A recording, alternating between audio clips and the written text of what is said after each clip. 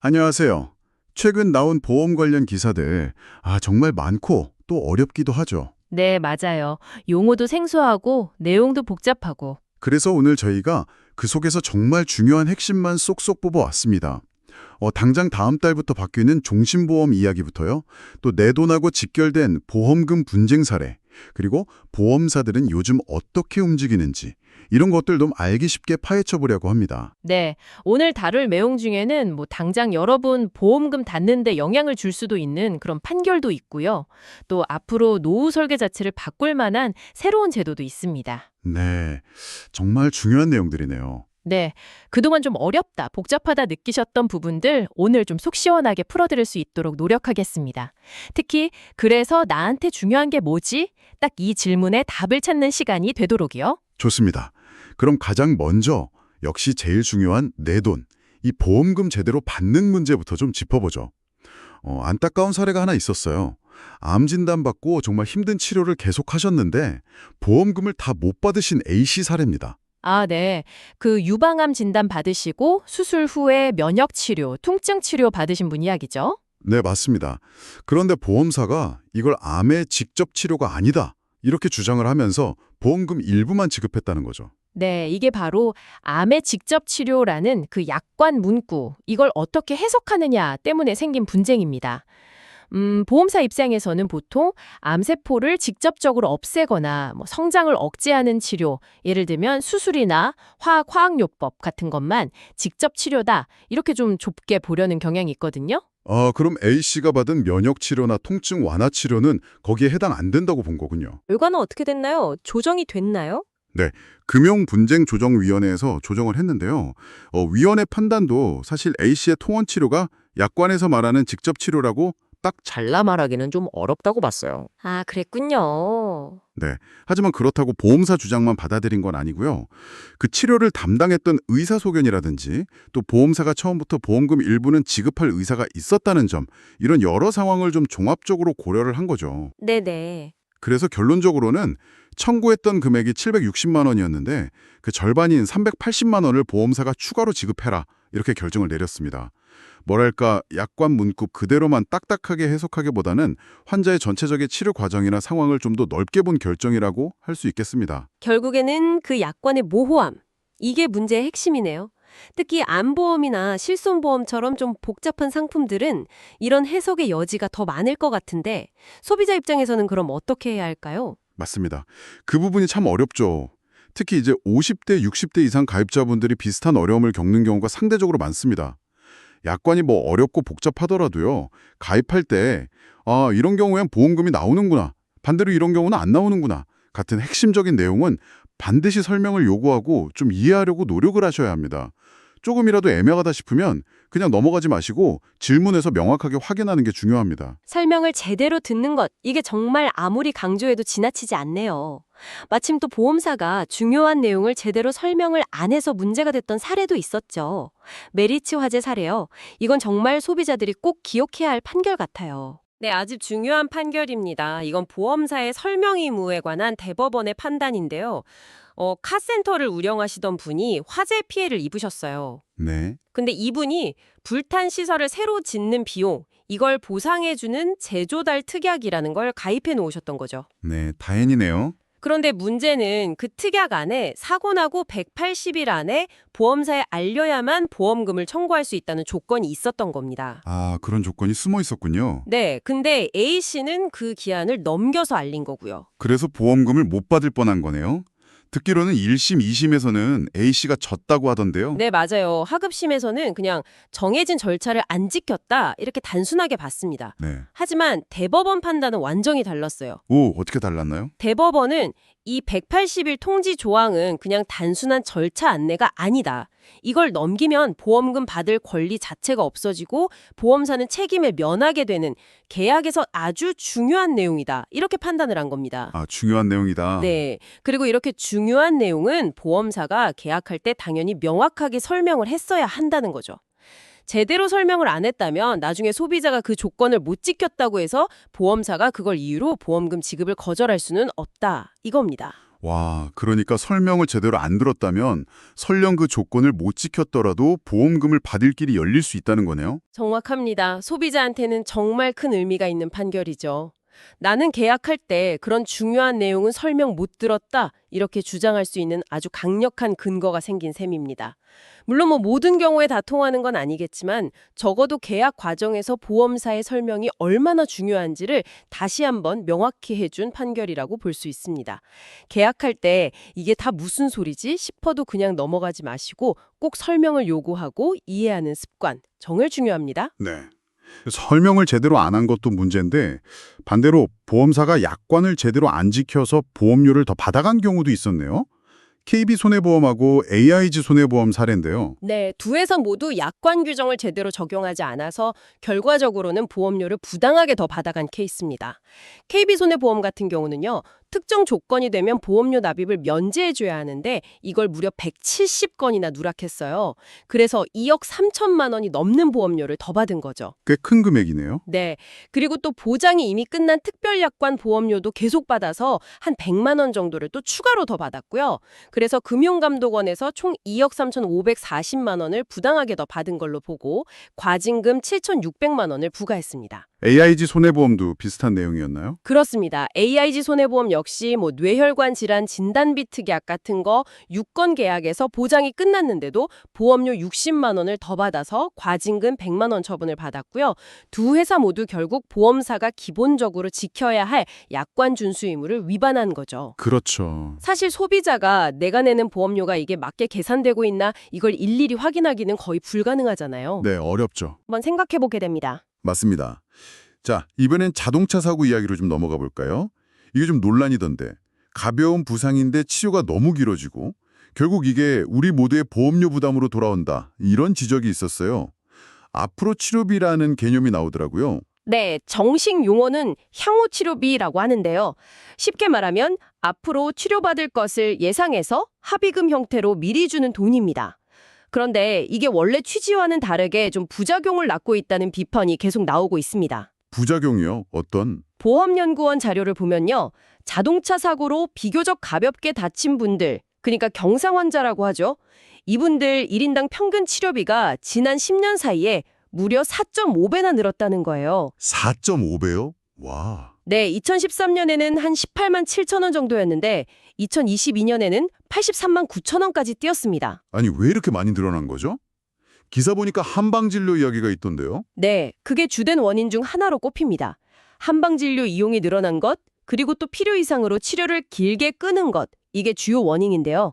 특히 한방병원을 이용한 환자의 치료비가 그렇지 않은 환자보다 4배나 많았다는 통계도 있습니다. 4배나요? 네, 여기서 이제 앞으로 치료비, 즉 향후 치료비가 좀 과도하게 지급되는 관행이 문제다, 이런 지적이 나오는 겁니다. 실제로 필요한 치료 기간이나 비용보다 더 많은 금액이 합의금 형태로 미리 지급되니까 굳이 치료를 빨리 끝낼 필요성을 못 느끼고 불필요하게 치료를 오래 끄는 경향이 생긴다는 거죠. 게다가 이 앞으로 치료비를 받고 나서 실제 치료는 또 건강보험으로 받는 이런 이중수의 문제도 심각하다면서요? 맞습니다. 이것도 감사원 조사에서 드러난 건데요.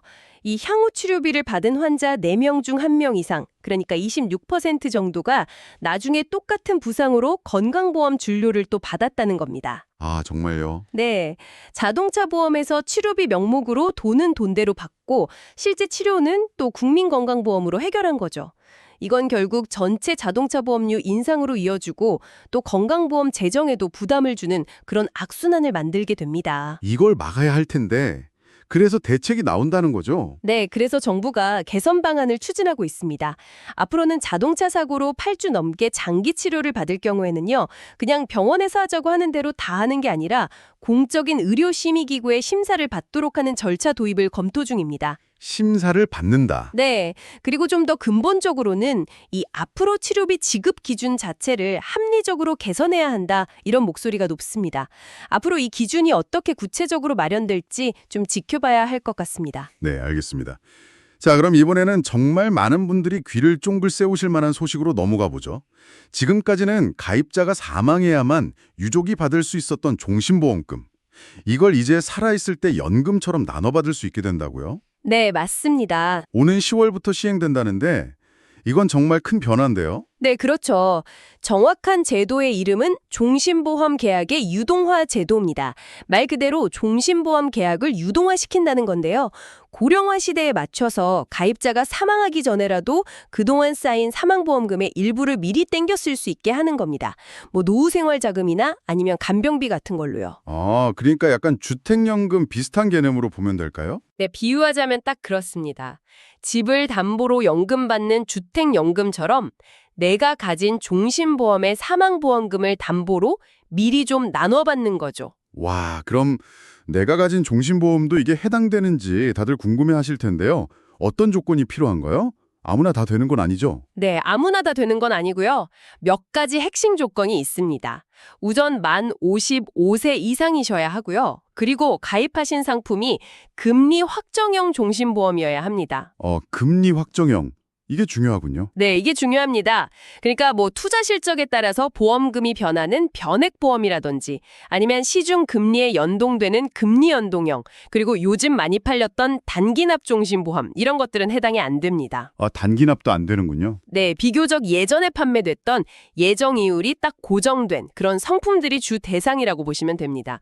그리고 또 보험료를 10년 이상 납입했어야 하고 보험 계약자와 피보험자, 그러니까 보험 대상자가 동일해야 하고요. 마지막으로 해당 보험으로 받은 대출, 즉 보험 계약 대출이 없어야 신청이 가능합니다. 조건이 좀 있네요. 내가 가진 보험이 금리 확정형인지 또 납입 기간이나 이런 걸 다 확인해 봐야겠어요. 그럼 조건을 만족하면 얼마나 또 어떻게 받을 수 있는 건가요? 네, 사망보험금의 최대 90%까지 가능합니다.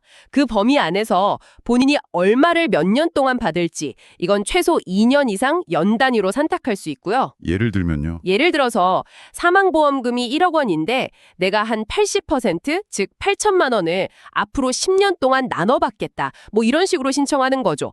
그리고 중요한 포인트가 하나 있는데요. 이 유동화를 시작하는 나이가 늦을수록 매년 받는 금액은 더 커집니다. 늦게 시작할수록 더 많이 받는다? 네, 그렇죠. 그리고 이렇게 유동화하고 남은 보험금은 원래 계약대로 가입자가 사망했을 때 유족에게 지급이 되고요. 그렇군요.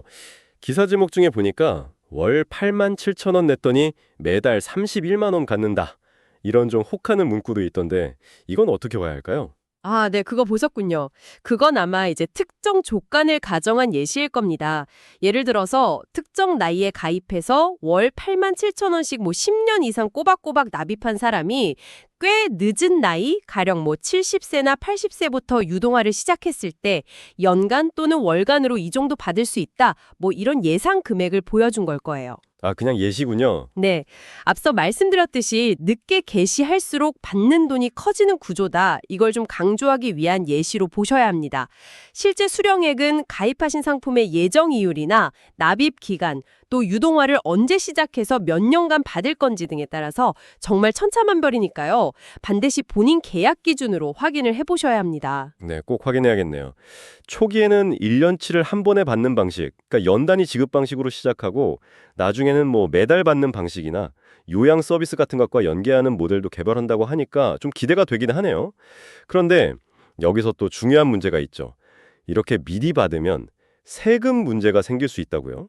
이게 좀 복잡해 보이던데요? 네, 맞습니다. 이 부분이 정말 중요합니다. 반드시 짚고 넘어가야 하는데요. 원래 사망보험금 자체는 세금을 내지 않잖아요. 보장성 보험이니까요. 네, 비과세죠. 그렇죠.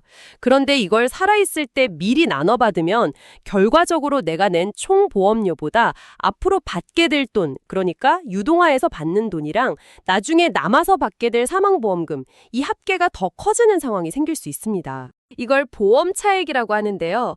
이 차액에 대해서는 저축성 보험처럼 이자 소득세, 현재 15.4%죠. 이게 부과될 가능성이 있다는 겁니다. 그럼 이 제도를 이용하면 무조건 세금을 내야 하는 건가요? 좀 부담스러운데요. 그건 아닙니다. 다행히 금융당국이 비준을 마련했는데요. 대부분의 가입자는 해당되지 않을 가능성이 높습니다. 기준이 뭐냐면요. 유동화를 신청하는 시청에 본인이 가입한 모든 보험의 월 납입 보험료를 다 합쳐서 150만 원. 이 금액을 넘지 않으면 기존처럼 비과세 혜택을 유지해주기로 했습니다. 월 납입 보험료 총액 150만 원 기준이군요. 그럼 안심해도 되는 분들이 많겠네요. 혹시 그걸 넘는 사람은 어떻게 되나요? 네, 그렇죠. 만약에 고액보험에 여러 건 가입해서 매달 내는 보험료 총액이 150만 원을 넘는 분이 이 유동화 제도를 신청한다. 그러면 그때는 발생한 보험 차액에 대해서 과세 대상이 될 수 있습니다. 그렇군요. 뭐 일각에서는 이걸 두고 고액 자산가들이 이 제도를 이용해서 상속세나 증여세를 회피하려는 걸 막기 위한 장치다. 이렇게 해석하기도 하는데요. 어쨌든 월 보험료 납입액이 좀 많으신 분들은 유동화를 신청하기 전에 반드시 본인의 세금 문제를 확인하고 신중하게 결정하셔야 합니다. 네, 새로운 제도 이용하기 전에 세금 문제 체크, 이거 꼭 기억해야겠네요. 자, 이번에는 보험사들의 움직임도 좀 살펴보겠습니다. 교보생명이 보장의 새길이라는 슬로건을 내걸면서 건강관리 서비스를 굉장히 강조하고 있다는 소식이 눈에 띄네요. 네. 교보생명은 이제 단순히 아프거나 다쳤을 때 돈을 지급하는 그런 역할에서 좀 벗어나겠다. 이런 의지를 분명히 보이고 있습니다. 질병 예방부터 시작해서 건강 증진, 또 치료 후 회복 관리까지 다 아우르는 뭐랄까 토탈 헬스케어를 제공하겠다는 건데요. 토탈 헬스케어. 네. 그래서 고객이 직접 필요한 보장만 골라서 담는 DIY형 건강보험도 출시하고 또 교보 뉴 헬스케어 서비스라는 이름으로 다양한 건강관리 프로그램도 제공하고 있습니다. 최근에는 아예 교보 다솜케어라는 헬스케어 전문 자회사까지 설립했죠. 아, 자회사까지 만들었군요. 네. 결국 보험과 헬스케어 서비스를 융합해서 새로운 성장 동력을 찾으려는 전략으로 보입니다. 또 CSM이라고 하죠. 계약 서비스 마진, 그러니까 보험사가 앞으로 얻을 걸로 예상되는 이익인데 이걸 이런 신계약 중심으로 확보하려는 의도도 깔려 있다고 볼 수 있습니다. 보험사가 이제 내 건강 주치 역할까지 하겠다. 뭐 이런 느낌이네요. 상당히 흥미로운 변화입니다. 한편 삼성화재는 미래인재 육성에 투자하고 있다는 소식도 있었죠? 네, 삼성화재는 국내 대학생 팀, 포에버 팀이라고 하는데요. 이 팀이 싱가포르에서 열린 국제보험경진대회 JIP에 참가하는 걸 지원했다는 내용입니다. 이 팀이 앞서서 삼성화재 등이 주최한 국내 리스크관리 경쟁대회에서 데이터 센터 화재 위험을 분석하고 거기에 맞는 보험 상품 아이디어를 제시해서 대상을 받았다고 해요. 아, 국내에서 대상을 받은 팀이 국제대회에 나간 거군요. 국제대회에서는 주로 어떤 걸 하나요? 그냥 경쟁만 하는 건가요? 뭐 경쟁보다는 교류와 학습의 장에 더 가깝다고 볼 수 있습니다. 한국, 일본, 홍콩 등 한 10개국 대학생들이 모여서요. 기후변화나 사이버 리스크, 또 AI 같은 보험 산업의 미래 과제에 대해서 혁신적인 아이디어를 서로 나누는 그런 자리입니다. 네. 삼성화재 입장에서는 이런 지원을 통해서 미래 보험 산업을 이끌 잠재력이 있는 인재들에게 좀 글로벌한 경험을 제공하고 또 장기적으로는 이런 투자가 국내 보험 산업 전체의 경쟁력 강화로 이어지기를 기대하는 거겠죠. 네. 미래를 위한 투자, 보기 좋네요. 자, 마지막으로 좀 무거운 소식인데요. 보험금을 노리고 벌어진 정말 끔찍한 범죄 사례도 있었습니다. 2003년 경북 의성에서 발생했던 뺑소니 사망 사건. 이게 무려 13년 만에 보험금을 노린 청부살인이었다는 게 밝혀졌다고요? 네, 정말 충격적이고 또 비극적인 사건입니다. 2003년에 남편 김 씨가 교통사고로 사망했는데요. 당시에는 그냥 뺑소니 사고로 처리가 돼서 부인 박 씨가 사망보험금 5억 2천만 원을 받았습니다. 증거가 부족해서 미제 사건으로 남아 있었죠. 네, 그랬었죠. 그런데 13년이 지난 2015년에 금융감독원에 이거 아무래도 보험 사기 같다는 제보가 들어온 겁니다. 아, 결정적인 제보였군요. 그래서 재수사를 하게 된 건가요? 그렇습니다. 경찰 장기미제 사건 전단팀이 재수사에 착수해서 정말 끈질기게 파헤친 결과 아내 박 씨가 자신의 여동생 그리고 또 다른 지인들과 짜고 보험금을 타내기 위해서 남편을 계획적으로 살해했다는 전모를 밝혀낸 겁니다. 공범 중 한 명이 1톤 트럭으로 남편을 고의로 치어서 살해했고 아내는 보험금을 받아서 공범들과 나눠 가졌다는 거죠. 와, 13년 만에 진실이 밝혀진 거네요.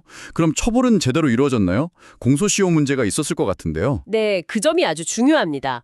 범행 자체는 2003년에 일어났고 당시 살인죄 공소시효는 15년이었거든요. 그래서 자칫하면 처벌을 못할 수도 있는 상황이었죠. 네, 그럴 뻔했네요. 그런데 2015년에 살인죄 공소시효를 폐지한 태완이법이 시행되지 않았으니까 다행히 이 법의 적용을 받아서 관련자들을 처벌할 수 있었습니다.